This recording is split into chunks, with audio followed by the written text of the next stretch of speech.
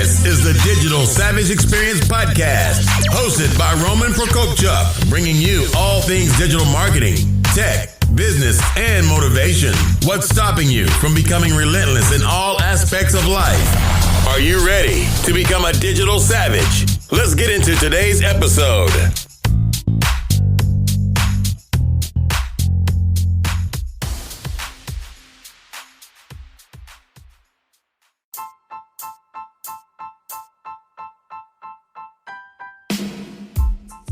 Hey everyone, this is Prokopchuk, and this is the Digital Savage Experience Podcast. Today I have with me Dominique Brightmon. He's award-winning speaker and certified John Maxwell Team Coach.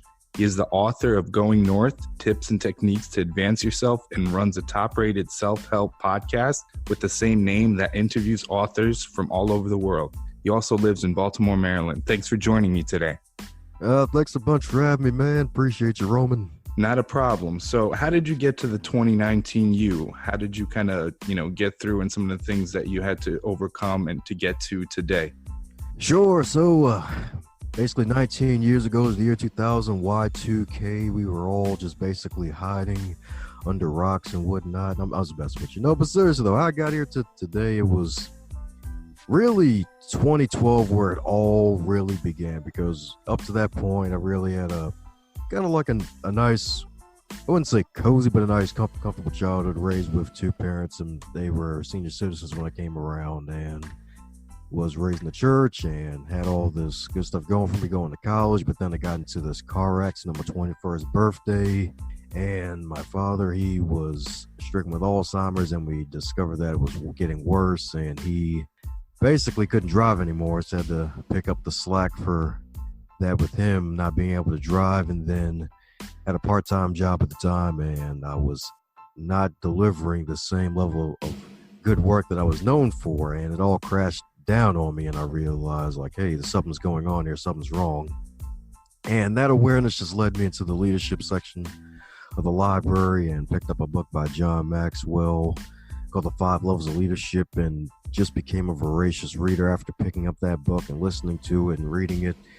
And just read at least 50 plus books a year after that. And year by year kept on absorbing and reading and trying to at least implement some of it, because it's good to read, but if you're not implementing anything you read, especially from a nonfiction book with tips and techniques to advance yourself, then it's no use.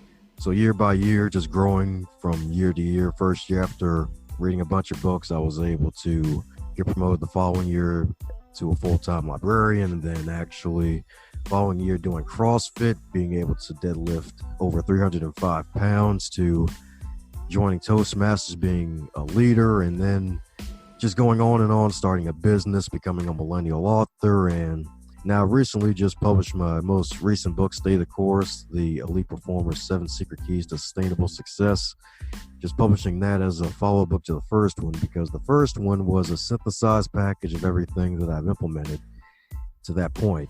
But shortly after publishing and promoting that book, I lost my father. He was 92 when he passed, and I gained over 50 plus pounds, and I was helping everybody else, but I wasn't helping myself, wasn't taking care of myself. And that's one of the keys to elite performance, is not only self-awareness, but also self-care. So being aware of where you are at the time and seeing how you may need to adjust some things. So after that, I realized, hey, I got to get back to actually doing self-care. So with all the book promoting and the business building, I lost track of myself. I got back into kickboxing. I stopped eating as much as I used to, and eating all sorts of stuff. I like to call it the dirty bulking phase, where you just eat everything in sight and just gain a bunch of weight and then try to work it off and turn it into muscle. Well, that worked out in terms of the gaining part, not much of the muscle part I'm still kind of paying for, but I was able to lose 20 pounds after that and actually get back to a point now where I was actually get the second book to be a bestseller. So that's kind of where I am at the moment, just right now, just promoting the book, trying to get the message out there, like, hey, it's a troubling time when you are so busy trying to make something work that if you don't work on yourself to make sure you take care of your own well, per se, and making sure that you keep water in your well, then everybody else is going to draw from that well. and you're going to have no water left for yourself to stay hydrated to perform. So that's where I got to where I currently am in 2019. No, that's awesome. And in terms of the coaching side, do you do a specific type of coaching, a specific focus? Right now, my focus is one-on-one coaching, mostly with the executives as well as high-performing employees through the John Maxwell Team. So that's really where I am at the moment with the coaching. Nice. So what motivated you to write your first and second book? Yeah, so funny enough, the first book, that was written on a dare. A friend of mine, she was in this organization called Toastmasters, where folks learn leadership and public speaking. And we were at a conference one day, and she saw this list I was giving out to people called the 100 Books for Dynamic Living. I was using that kind of like a business card at the time because everybody's got these business cards and whatnot. It's like, let me encourage folks to read more and give them a reading list of my contact information. And she looked at the list, looked right back at me, and she asked me where my book was on this list. And I was like, I don't have a book. I'm 23. Like, what the heck am I right about? And she dared me to write a book. I didn't take her up on a dare at first, but then a few days later, I was in a meeting. I was giving an experiment speech, and there was a Q&A session, and one of my buddies knew about that situation. He called me out in front of everybody, and I was like, hey, when are you going to post your book, buddy? And I was like, darn it, man, that was not supposed to be told. And then at that moment, I was like, all right, there's going to be a year from now. My first book is going to be published. Everybody clapped their hands and applause, like, yeah, it's going to be awesome. So after the meeting was over, speech was over, I ran home, wrote 18 pages of content, then went into hibernation for about 3 months, got back into it bit by bit, and then 10 months later published my first book, Going North, which was, again, the synthesized package of everything that I've done up to this point and actually worked for me as opposed to theory. And the second book itself, that happened because after the first book was published, I said in 2 years, the follow book will be published. And even though the first book was done in 10 months as opposed to the 1 year goal after I was there to do it, the second book, on the other hand, it took a little more time. It was more like 2 years and a good 6 or so months because the first time I was fully focused, and the second time around, even though I was at a podcast at the time interviewing folks every week, I still could have dedicated the time to it, but I just let myself get so darn distracted and lose focus. And voila, it's like, oh shoot, this book is a message for not only others, but also for me. It's like, stay the course. You got to stay focused and be focused on what you need to get done. So that's really what led to both books. The first book was on a dare, second book was a follow-up. And for those who may be wondering, oh, you're going to write a third book? Yep, that's going to be done eventually. There's going to be no timetable on it. So it could be 3 months away, it could be 3 years away. Heck, it could be 30 months away. You never know. So what do you recommend for somebody that wants to write a book, but maybe, nervous about it in terms of time, or kind of a first-time author, some things that you may have experienced? Yeah, for those who are first-time authors, I'd say if you can network enough to where you find someone who took part of a co-author project and they felt good about it, talk to them and see if they can be recommended to who they may have went for their co-author project, because that's really popular nowadays. I wouldn't call it cheating, but it's a way to take some of the legwork off, because a lot of folks, they have co-author projects where you pay a certain amount of money and you submit about a good 3,000 words of your story into a book, and then if the book becomes a bestseller with the collective effort of you and how many other co-authors are there, then you can claim the moniker of best-selling author. That's one way. And another way is there's the saying of write every day. Well, personally, I'm got 2 books and I didn't write every day for those books because I prefer to speak. So basically just write. It could be just set aside some time to do it. Me personally, since I'm still a full-time employee while this is the side hustle, I figured I'd just set aside some time after work, go to a Dunkin' Donuts, a Starbucks, and just set aside a good 60 to 90 minutes to actually write down something.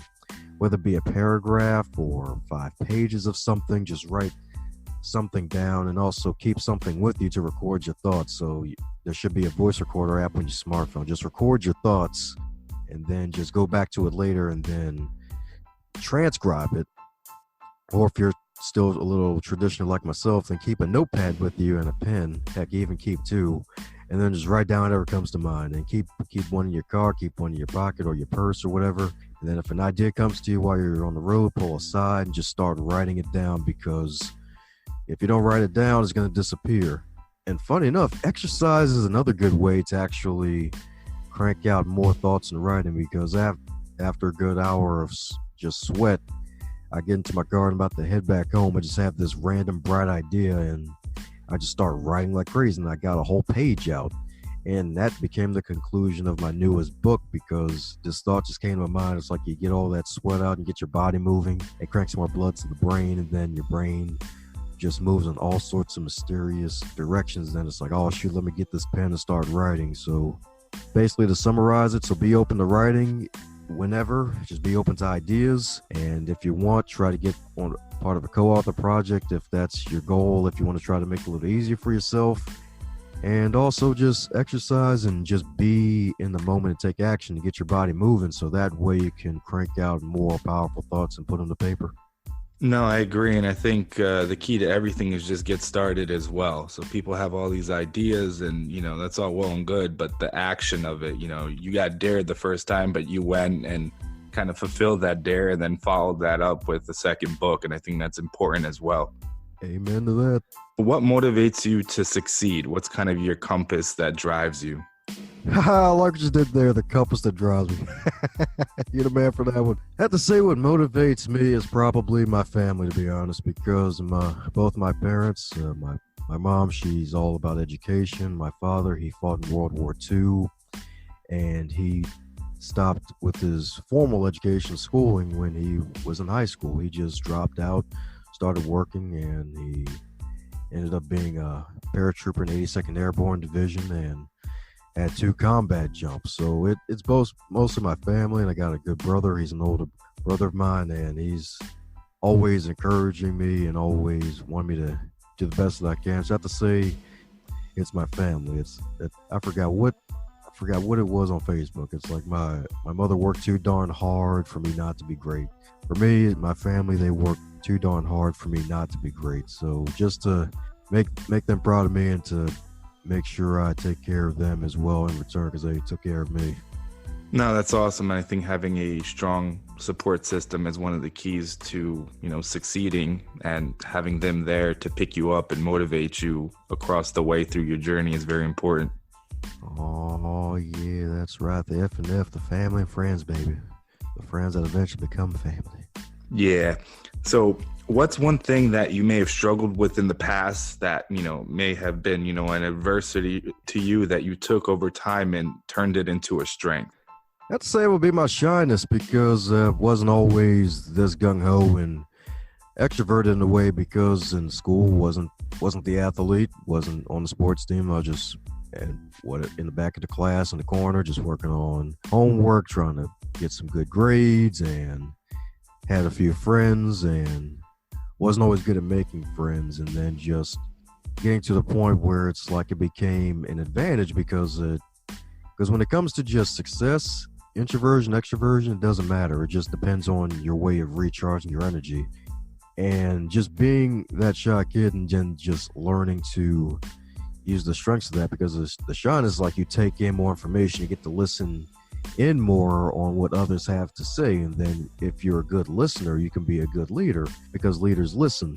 So that shyness is really just me being quiet, and I get to take in more information and then see how it applies to what actions I need to take and what action I need to help others. So that'll probably be one weakness that eventually got shaken away and became a strength. No, that's awesome. And obviously some people don't make that pivot. Usually I like to keep to myself and, be a little bit more, private, not necessarily in like social situations. But this podcast has helped me in the fact that realizing that you need to network and kind of build relationships in order to succeed in terms of anything that you're doing. Oh, yeah, man. You got some heavy hitters on this podcast so far, dude, including yourself. Thank you. So what's one thing you can leave with the audience in terms of advice, personal, professional, or both? I would have to say would be my mantra: advance others to advance yourself. So this may be a little hard in the beginning, because it's like, oh man, will someone take advantage of me? But at the same time, it's like you got to be open to giving and learning and just connecting with others. And in addition to my book, there's another book out there that was released called The Connector's Advantage, and it talks about the abundance mindset. So this world is big enough for everyone to have their own little piece of the success pie.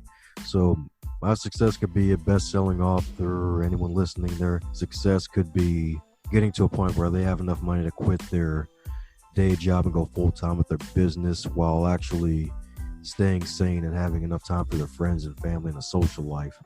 So just find ways to help others, and then you'll in turn help yourself. Because one day when I was busy promoting my first book, I was at a vending event on a Friday, and there was nobody showing up because it was a Friday. Most folks were at work, and the only folks who really showed up were a bunch of kids who took all the chocolate from the table I was vending at.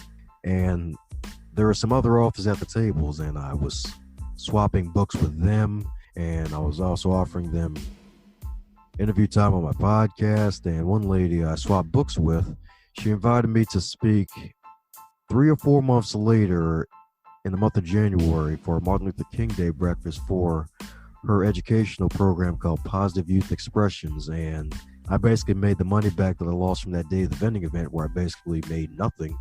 All because I just went ahead and decided to network and connect with others and try to see if I can help them out. So advance others to advance yourself. No, I agree. And I kind of, usually it works out when you do something and not expect something in return. Something always comes along that's rewards or reciprocates you down the line. Oh, yeah, that's right. Because helping people help people is good stuff. Yeah, and plus you're spreading that positive energy and kind of just building up something positive around you instead of, being negative, or like you were, could have been negative about the situation that nobody's there and could have left or did something that didn't benefit you in that way. Yeah, you're right about that. Because, you don't want to drop kick some random person out the blue. It's like, hey, what the heck? And then start a fight, and they end up on 6 o'clock news and be like, oh, shoot. I guess you can buy the book now, get some bail money. Yeah. Yeah. Well, I really appreciate you stopping by today. Can you tell the audience anywhere they can find you online or some of the things you may have going on? Sure thing. Feel free to Google me, type in Dom Brightmon or Dominique Brightmon. I'm all over the internet somewhere: LinkedIn, Facebook, YouTube, Instagram. I have my own site, dombrightmon.com. So DOMBRIGHTMON.com. Check out both books, Stay the Course and Going North. Going North is in audio, so if you like hearing the voice now, you get to hear more of it on audio for Audible for a nice affordable price, I might add, because it's only a 90-minute book, and I want you to actually save time and do actual work. So go on out there, pick up the books. And also, if you're not sure when this will be uploaded, but if you're in the Maryland area, Pennsylvania, Virginia, there's going to be an event I'm speaking at called Inspired to Lead. Me and 5 other keynote speakers are going to be talking about leadership in different aspects. My session will be the afternoon session after you had some Mission Barbecue and in a sleeping coma, where I'm going to wake you up and give you the 7 keys of why mentorship is a book on steroids, and how accountability is one of the golden keys to generating more success in your life. So that's where you can find me. That's what I got going on. That's awesome. Thanks again for stopping by today. You the man, Roman. Thanks again.